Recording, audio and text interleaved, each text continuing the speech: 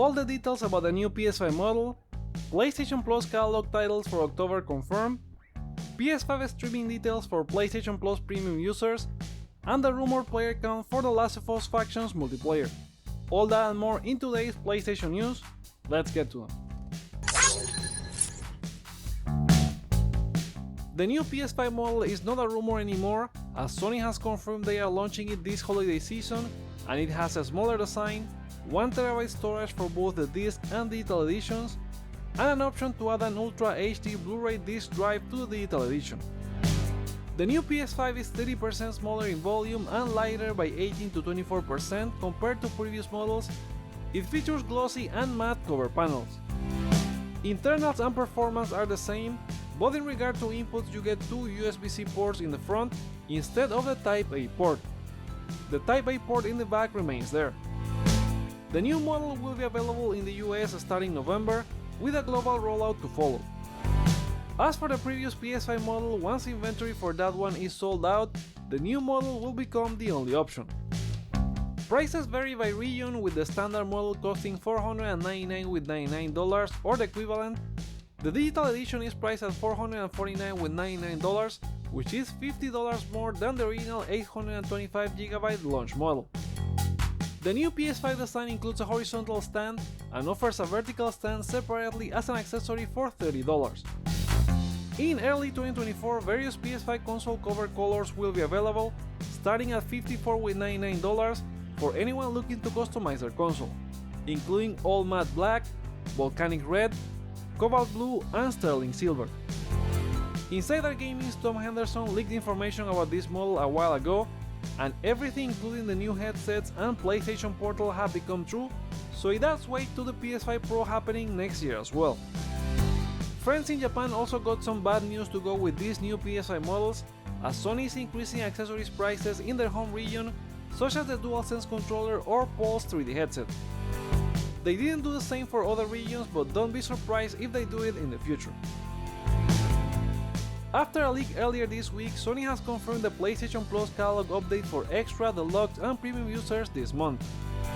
The lineup includes Gotham Knights, the Dark Pictures anthology House of Ashes, Disco Elysium The Final Cut, Far Changing Tides, Gungrave Gore, Elite Dangerous, Dead Island Definitive Edition, and Alien Isolation, which we knew from the leak, plus Outlast 2, Elder Souls, and Roki. As for Deluxe and Premium, you guys get a couple of PSP fighting classics in Tekken 6 and Soul Calibur Broken Destiny, besides Ape Escape Academy and IQ Final. As I said in the previous video, it's a great update that adds some very cool horror games for Halloween, plus well regarded Disco Elysium and Gotham Knights, even if the latter was not well reviewed back then. Also remember that 16 games will be leaving next week, including The Quarry, Far Cry 4 and 5, The Medium, Inside, Limbo, The Crew, Naruto 2 Boruto Shinobi Striker, Clouds and Sheep 2, Aster Breed, Torque L, Gal Gunvolt, Goosebumps the Game, and Yakuza 3, 4, and 5 Remastered. So this is your last chance to play them. What do you think about this month's update? Share with us in the comments below or vote on the poll in the community tab. There's more on PlayStation Plus, as premium users will get streaming access to PS5 games later this month. The new feature will support streaming of select PS5 titles in the PS Plus game catalog, like Spider-Man Miles Morales and Horizon Forbidden West, game trials such as the Callisto Protocol and The Witcher 3, and purchase titles from the PlayStation Store including Resident Evil 4 and Dead Island 2. PS5 game streaming will be limited to PS5 consoles at launch and offers various benefits, including high-quality resolution options of up to 4K and 60 FPS in SDR or HDR formats, downloadable content and in-game purchases which was not available for PS3 or PS4 streaming, enhanced audio support with 5.1 and 7.1 formats plus 3D Tempest, and the ability to capture screenshots and videos which was not possible before. The rollout will occur regionally, with Japan aiming for October 17, Europe on October 23rd, and North America on October 30, in a total of 30 countries where cloud streaming is currently available. The Last of Us Factions was reportedly intended to feature 40-player lobbies, according to information found on the LinkedIn profile of Ian Blake, a former associate game designer at Naughty Dog. Blake's work included an unannounced multiplayer project with support for up to 40 players, and he contributed to various aspects of the game's development, such as set pieces and gameplay refinement through playtests and feedback from QA teams. Although the listing doesn't explicitly mention The Last of Us multiplayer, it's the only multiplayer the studio has been working on, at least that we know of. It's worth noting that Blake left Naughty Dog in June, and while recent reports suggested development had been temporarily halted, the multiplayer title has not been cancelled. Now let's go for a round of quickfire gaming news. Sony is set to launch a Modern Warfare 3 PS5 console bundle, as hinted in a recent trailer and reported by Charlie Intel, later confirmed by Sony themselves on Twitter. The bundle will include exclusive DLC, the Lockpick Operator Pack, featuring skins, weapon blueprints, and melee weapon blueprints. This continues Sony's last partnership with Activision, offering exclusive Call of Duty content to PlayStation players. Speaking of Activision, Microsoft's acquisition of Activision Blizzard has received approval from Taiwan's Fair Trade Commission, bringing the $68.7 billion deal close to the finish line.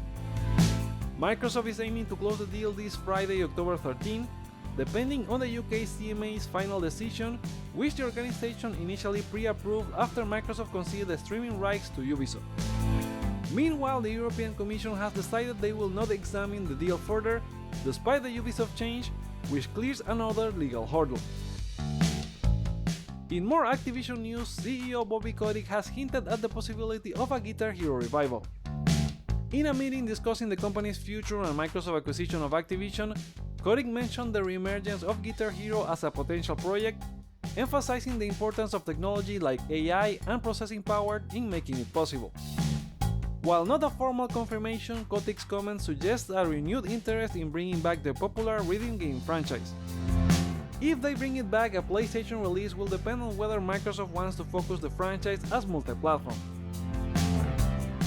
Senior executives at Disney are reportedly encouraging CEO Bob Iger to consider acquiring a major game publisher such as EA to transform the company into a gaming giant with first-party capabilities. However, Iger has not shown a firm commitment to the idea. This comes amidst ongoing discussions in the gaming industry about mergers and acquisitions, such as Microsoft's acquisition of Activision Blizzard. EA, which creates games based on Disney properties, has been rumored to have explored potential sales or mergers in the past. Unity CEO John Riccitielo is stepping down following the controversy over the install fee policy. The company announced his immediate retirement, appointing James M. Whitehurst as interim CEO and Roloff Boda as chairman while searching for a permanent CEO.